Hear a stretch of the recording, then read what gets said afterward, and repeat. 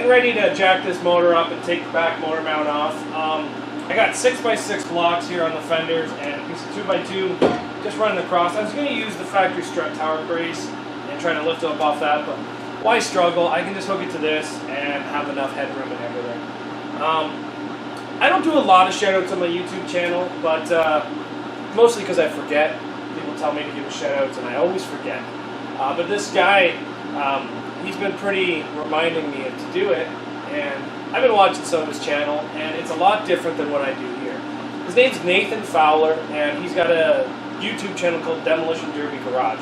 I don't have cable, so I can't watch the regular cable channels. I don't get any of that stuff, sports channel, nothing. Pretty much everything I want to watch, I have to either stream, download, or watch on YouTube.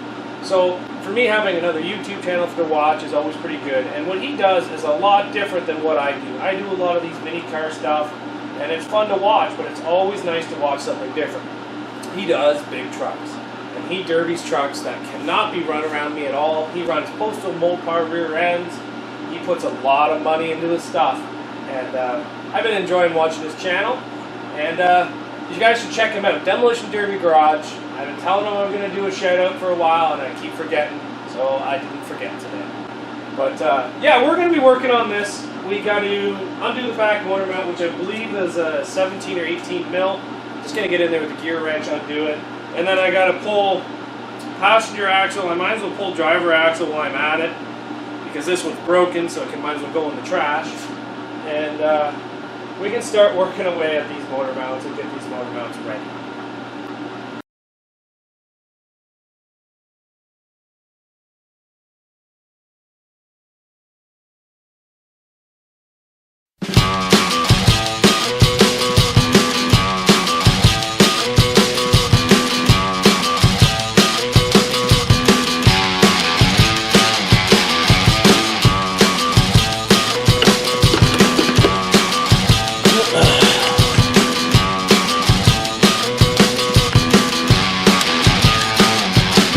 Well, we've done everything that we need to do from the top, except for support the motor, but we're not at that point yet.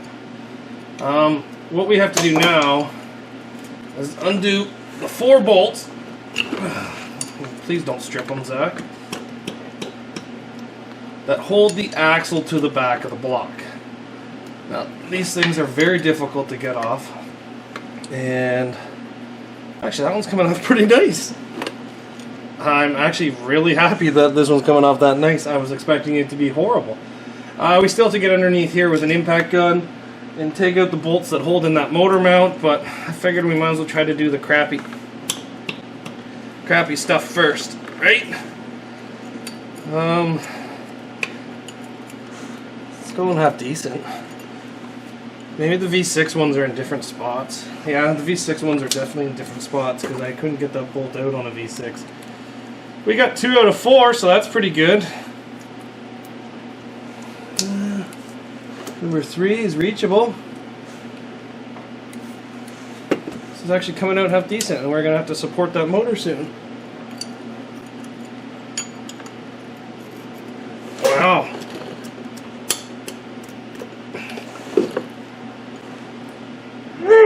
You know what I'd really like? But I've lost them all. It's a 14 mil gear wrench. Those things are extremely helpful. But I'm having some issues with one bolt on the back of the axle mount. I have tried to pound the axle out, which didn't work, which I knew wouldn't work, but I did it anyway. And what else? We've got the entire motor mount system undone. Let's see if we can pick this thing up just like that. And I want to change that around.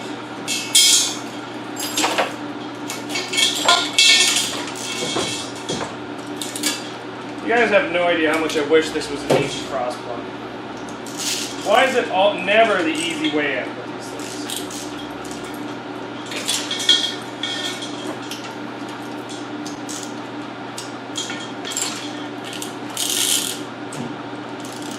Okay, sorry, I just just want to lift this up enough to get that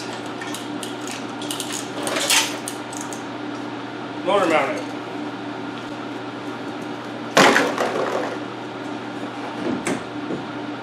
Might have to get another bit of block.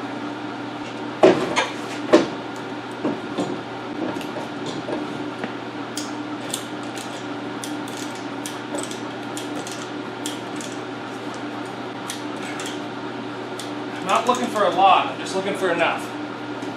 Let's see if that's enough.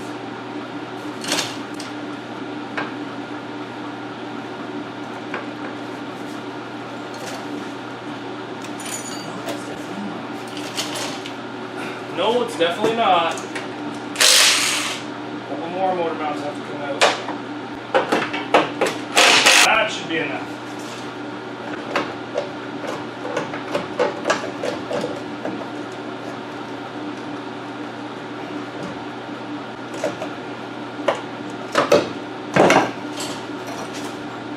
And there we go. We got the back motor mount. Now I should be able to get that last bolt now. And I'm going to scoot underneath there and see if I can. I might even be able to get the impact gun on it, but I doubt it. So let's see if I can get that last bolt out, and then we can pull out that axle.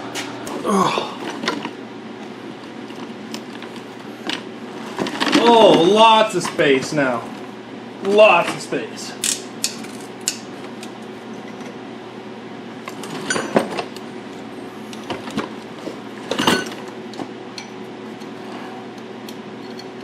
Get that on the bolt head.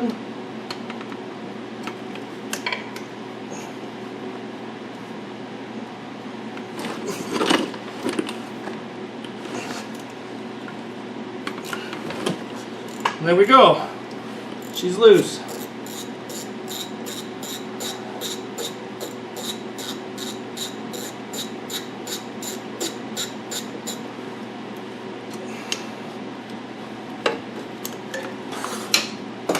A lot of dirt falling on my face, damn. Okay, so what we got to do now, got to take a chisel and we got to separate the back of the mount from the block because there's dowel pins. There, just like that. And then we're just going to use a brass hammer, pound that out. Just like that.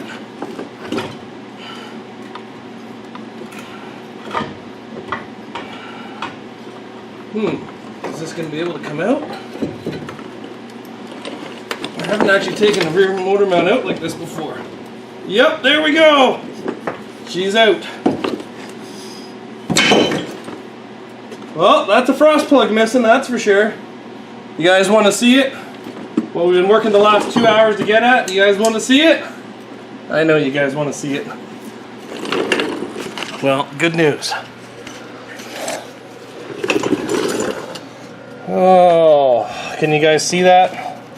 That right there is our missing frost plug, right there. Right there. So now we just got to put the new one in, put everything back in together, reinstall everything. All the other ones actually look pretty good. See how the block's rusty, but the plugs look new? Maybe this one here just wasn't installed properly, but it's done a couple derbies and it's had quite a bit of pressure and it hasn't let go yet. What we're going to do is we're going to get a rag in there and we're going to clean that up because my hands are oil covered. Clean that up, put some silicone on the frost plug. You put a socket in it and then you just tap it in, and we're going to do that.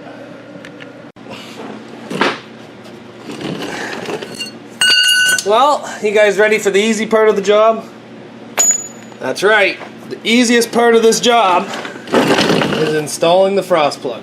So we're just going to clean up that surface, turn my eyes away so I don't get dirt, grease, and oil into my face.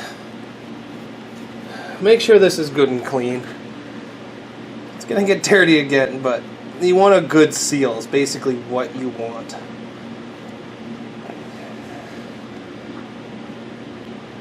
So I've heard two things, that frost plugs should be a friction seal without silicone. But honestly, silicone doesn't hurt. Throw some silicone on there. Doesn't look best, it doesn't look great, but it does help seal it. Doesn't have to be a lot. High temp silicone, because let's face it, these motors hit 200 degrees no problem before they start giving us issues. And now I'm going to wait probably 20-25 hours to put water in this thing.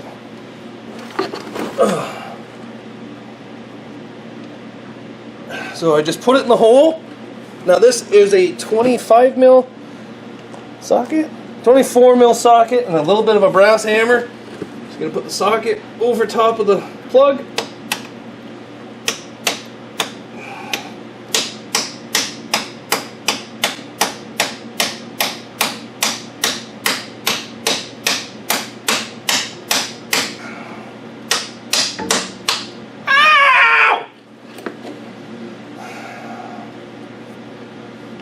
I need a 24 mil deep socket.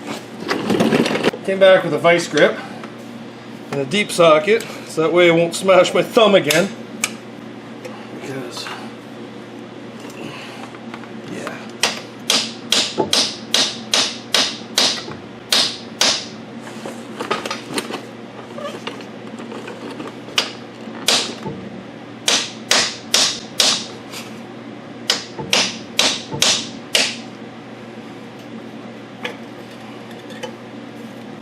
You want to make sure you get that in there all the way.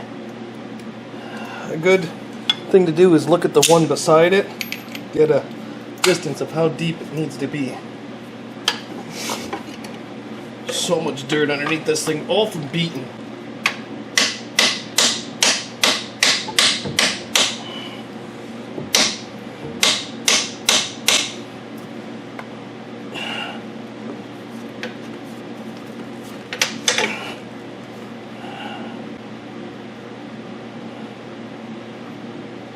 Just like that. Let's take a look at her now. Look how shiny that frost plug is. I got so much dirt in my eyes I can't even open them. But that's the new frost plug installed. Now we just have to put this car back together. I've just about gotten all the dirt in my eyes. I think you should wear safety glasses when doing that. But now we just got to put this thing all back together. Probably going to make that a different video because I'll include the axle repair and tie rod repair into that. But that was quite a bit of work. The actual frost plug was a 24 mil non-impact socket for me, or a 22 deep impact socket. So the impact socket, you had to go 2 sizes smaller. But a lot of work just to get at it, to actually install the plug with just a couple taps of the brass hammer, but don't hit your finger because I cut myself with a brass hammer. But yeah, that wasn't that bad. So now we just got to put it all back together. But like I said, that's probably going to be tomorrow's video. So thanks for watching, everybody. And yeah, don't be afraid to do some work to your cars. The frost plugs seems like a big job.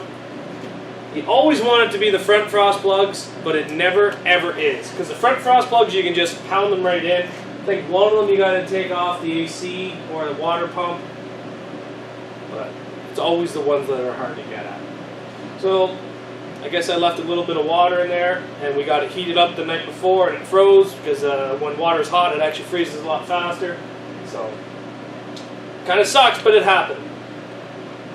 So it's almost fixed and ready for the derby again. So thanks for watching, guys, and we'll see you back here tomorrow.